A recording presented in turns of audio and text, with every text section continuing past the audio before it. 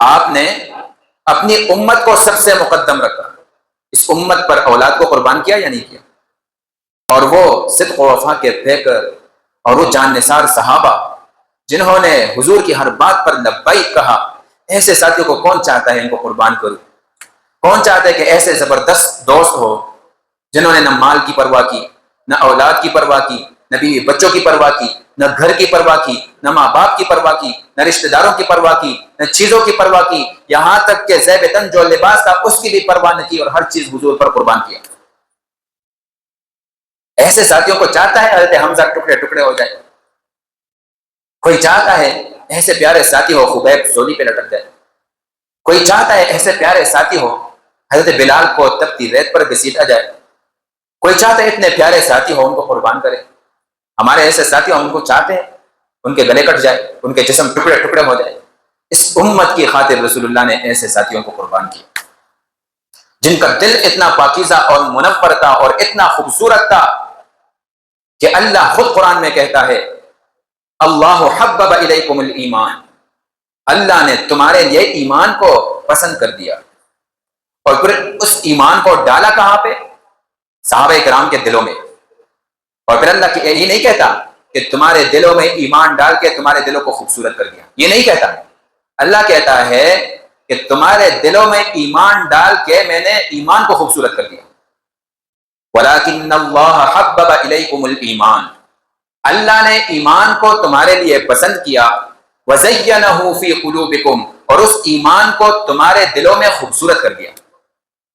ہم ایمان سے خوبصورت ہے اور ایمان صحابہ سے خوبصورت ہے۔ ہم ایمان کے ذریعے خوبصورت ہے، ایمان صحابہ کے ذریعے خوبصورت ہے۔ اتنی خوبصورت ترین ہستیاں جن کے بارے میں رسول اللہ نے خود فرمایا اللہ نے مجھے تمام زمانوں میں سب سے بہترین زمانے میں بھیجا، اور اس زمانے میں بھیجا جس زمانے میں اللہ نے سب سے بہترین انسانوں کو پیدا کیا، اور وہ صحابہ کرام تھے۔ اولئک هم المفلحون، یہ کامیاب لوگ ہیں۔ اولئک هم الصادقون، یہ سچے لوگ ہیں۔ رضی اللہ عنہم ورضوا عنہ، اللہ ان سے راضی، یہ اللہ سے راضی۔ وَكُلًّا وَعَدَ اللَّهُ الْحُسْنَى، سب کے ساتھ اللہ نے بھلائی کا وعدہ کیا ہے۔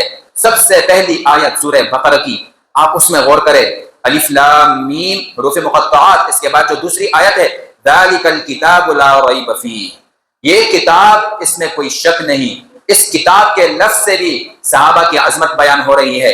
کتاب اس چیز کو کہا جاتا ہے جو لکھی گئی ہو، اے الشیء المکتوب، وہ چیز جو لکھی گئی ہو اس کو کتاب کہا جاتا ہے۔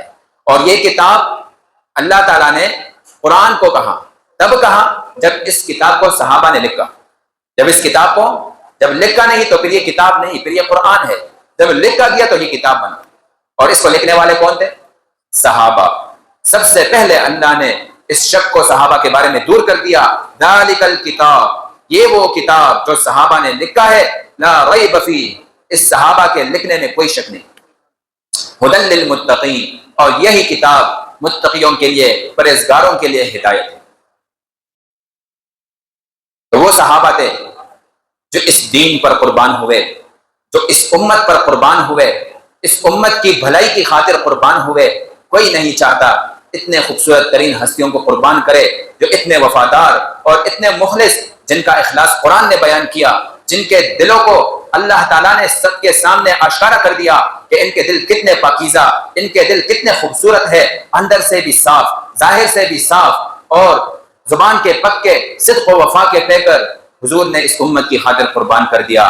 وجہ ہے کہ ہمیں حضور اپنی ذات سے بھی زیادہ محبوب ہو، وجہ ہے کہ ہمیں حضور اپنی اولاد سے بھی زیادہ محبوب ہو، وجہ ہے کہ ہمیں حضور سارے کے سارے انسانوں سے زیادہ محبوب ہو۔